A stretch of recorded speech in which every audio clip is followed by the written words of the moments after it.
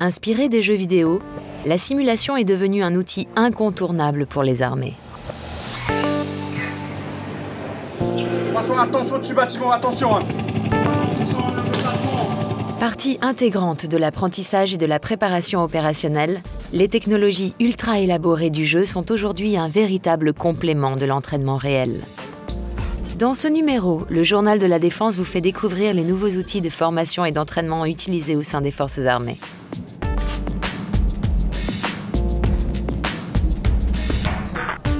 Réglementairement, et il est rentré complètement dans le nage de poussée. Se préparer, s'entraîner, anticiper sur simulateur pour être prêt au moment voulu.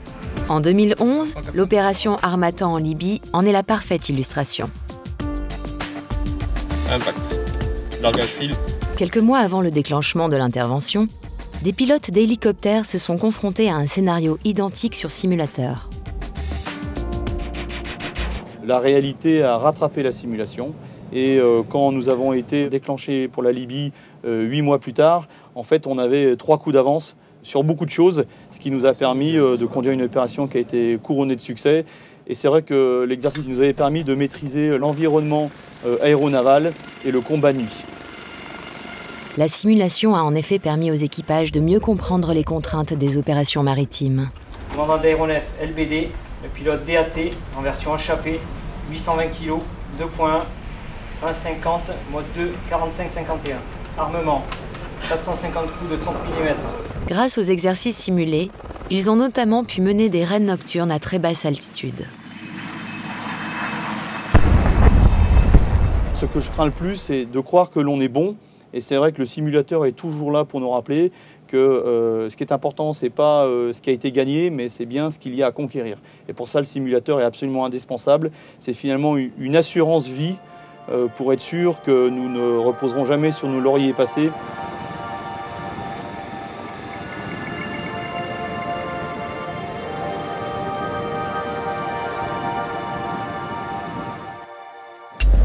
En appui, en mesure d'interdire. Que ce soit dans les airs ou sur terre, la simulation devient une véritable arme d'appui à la préparation à l'engagement des forces terrestres. Allez, ça rentre. En face de moi, une porte ouverte et deux portes latérales non ouvertes. Ok, véhicule, mission pour toi. La simulation permet de représenter, de restituer des environnements opérationnels complexes et dangereux, et ce, en toute sécurité. La simulation présente une gamme d'outils techniques modernes qui sont attrayants, motivants pour les jeunes soldats ou cadres qui rejoignent les rangs de nos régiments. La simulation offre une plus-value pédagogique importante dans le cursus des apprentissages, qui est assez complexe pour les soldats et pour les cadres. Dans les régiments, un nouveau simulateur appelé Spartacus est actuellement en cours de déploiement.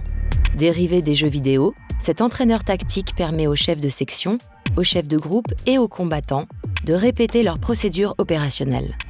Sa vocation pédagogique est d'enseigner ce qu'on appelle l'entendement et le discernement, c'est-à-dire cette capacité à pouvoir percevoir son environnement, l'environnement tactique, à le comprendre, et puis chacun, du caporal au capitaine, à prendre des décisions de son niveau et à les restituer concrètement en donnant des ordres à ses subordonnés. Donc pour 21, la formation elle est bonne. Je demande à 22 de faire un effort sur les espacements. À tous les niveaux, moi ça me permet en fait d'observer du plus petit échelon jusqu'au niveau chef de groupe en fait leur travail et pouvoir aussi les corriger. Quand on est sur le terrain, on ne peut pas voir ce que chaque mec fait individuellement. Si jamais par exemple une phase de jeu a été mal faite, on peut la rejouer tout de suite. On n'a pas besoin de marcher longtemps ou d'avoir à surveiller le jauge d'essence du véhicule. On est obligé quand même d'avoir un œil vigilant sur eux pour éviter que ça devienne un jeu, ce qui n'est pas le cas. C'est un outil de travail.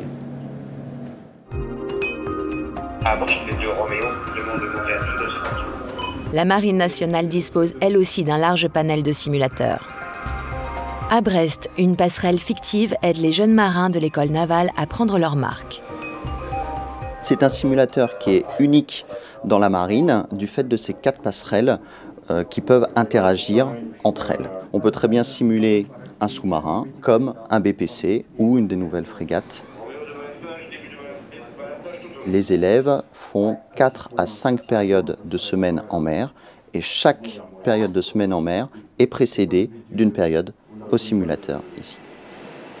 Brest, Lorient ou encore le port de Toulon, le simulateur reproduit les mêmes environnements que là où les marins sont amenés à naviguer. L'objectif est d'entretenir les savoir-faire mais aussi la synergie et la coopération entre les différents acteurs à la passerelle. Fishing vessel, this is French Navy ship Jaguar. Les changements de programme, au final, c'est 2 remorqueurs qui partent de Brest, donc on reste sur zone pour vérifier que tout se passe bien. Ces scénarios sont réalisés également à bord des vrais bateaux. C'est-à-dire que tout ce qu'on fait ici, c'est ce qui se passe dans la réalité. Mais ici, ça permet d'aller plus doucement, de débriefer avec un instructeur, de revoir les gestes tranquillement et de refaire pour avoir les bonnes actions réflexes. Ça permet de dégrossir beaucoup de situations, ça permet d'envisager certaines situations parfois un peu dangereuses qui ne seraient pas très facilement applicables lors d'une sortie à la mer classique. Donc le stress, il est quand même moins important. Cependant, il faut travailler à faire en sorte de rendre la situation la plus réaliste possible.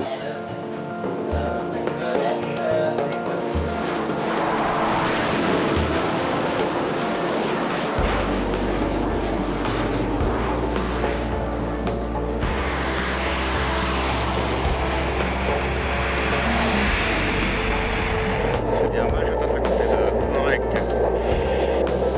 Et 89, on est bien. L'apprentissage sur simulateur trouve ses origines dans l'aviation. Cet outil est aujourd'hui incontournable pour les pilotes de la marine et de l'armée de l'air. Ceux-ci doivent comptabiliser un certain nombre d'heures de vol, réelles ou simulées, pour conserver leur qualification. Mais les pilotes ne sont pas les seuls à bénéficier d'un entraînement virtuel.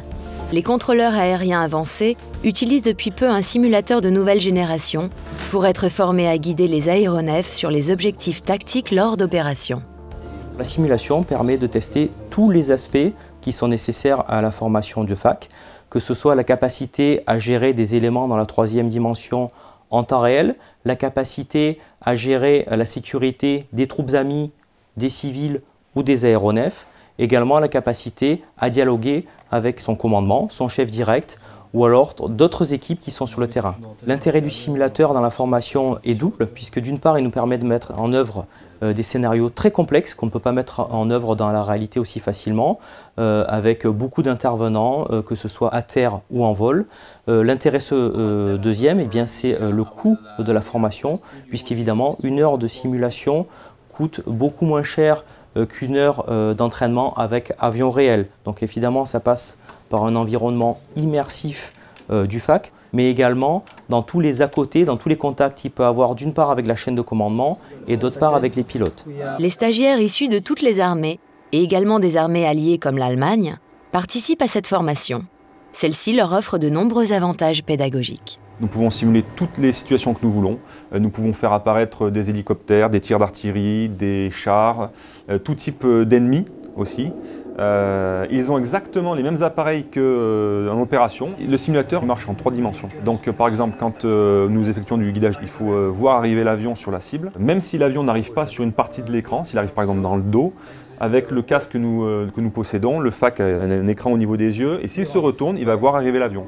Tout, Fort, Sierra, Victor, Juliette. Modélisation, intelligence artificielle, réalité augmentée.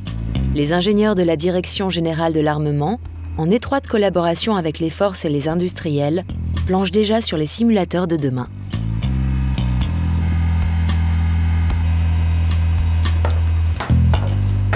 Dans l'avenir, la simulation distribuée va prendre de plus en plus d'importance. Celle-ci permettra de partager sur des sites différents un scénario commun tout en permettant au personnel d'interagir les uns avec les autres. Voilà, et VBS, c'est en fait les vues 3D que tu as là sont des VBS. Donc on a coupé les simulateurs et ça nous permet de monter d'un cran. C'est celle qui est, c'est la dernière en date.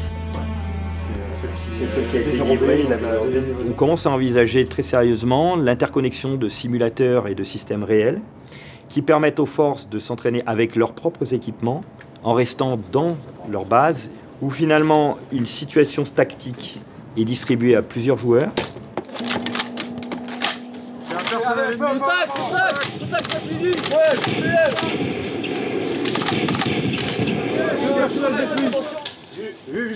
Visuel. Indicateur en avant, feu. L'intérêt premier, c'est que ça permet à moindre coût de préparer des interventions interalliées en OPEX. Ça permet aussi en interarmée de finalement rôder les opérationnels à fonctionner entre eux.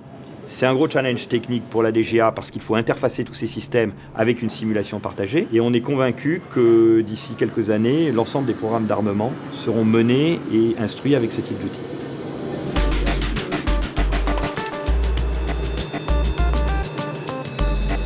La préparation des conflits de demain est un exercice complexe. Déplace de la gauche vers la droite. Véhicule détruit. Maison au bout d'un chemin, sur une petite éminence. La simulation permettra à l'avenir de répondre à ces défis du futur.